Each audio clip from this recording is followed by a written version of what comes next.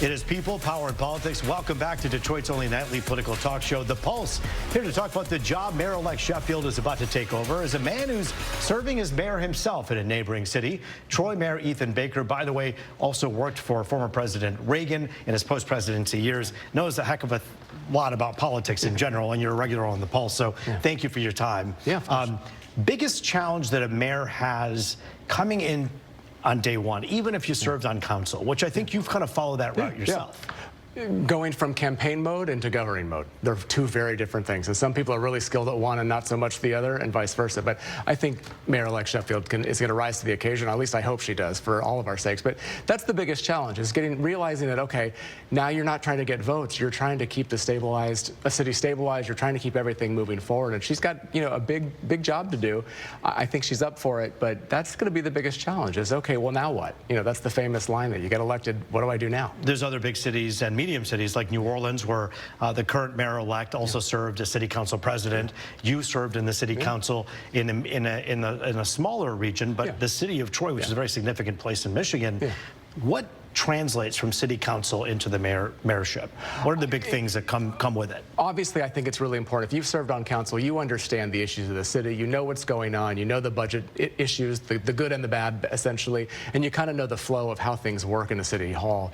But it is different once you're the mayor. The attention turns to you. You become that front-facing person. You're the person that gets all the credit and also all the blame, regardless of the fault. And you don't really experience that as a member of council, or even as the council president, as mayor. So as a city council person, you shoulder a little bit of the blame and you take a little bit of the credit.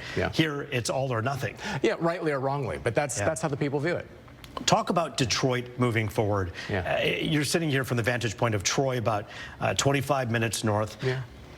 Detroit's success is all of our success. For the people on the other side of the camera, why is it important for them to care about what happens in the city? The image of Detroit and Detroit's success is what makes Michigan, in all honesty. How Michigan is viewed throughout the rest of the country and really the world is a lot of what happens in the city of Detroit. And that's hard to understand a little bit when you're here and you've grown up here, or especially on the west side of the state. People don't necessarily get that. But Michiganders need a Detroit to do really well and be successful. And there is a lot that Mayor-elect Sheffield is going to have to do, because there has been 12 successful years essentially coming out of Detroit. That whole conversion from making sure, okay, we've got to keep the development in downtown going strong, we've got to keep those dollars coming in, we've got to keep those jobs, then all of the building projects, but it really needs to start filtering out to the residents now who are suffering.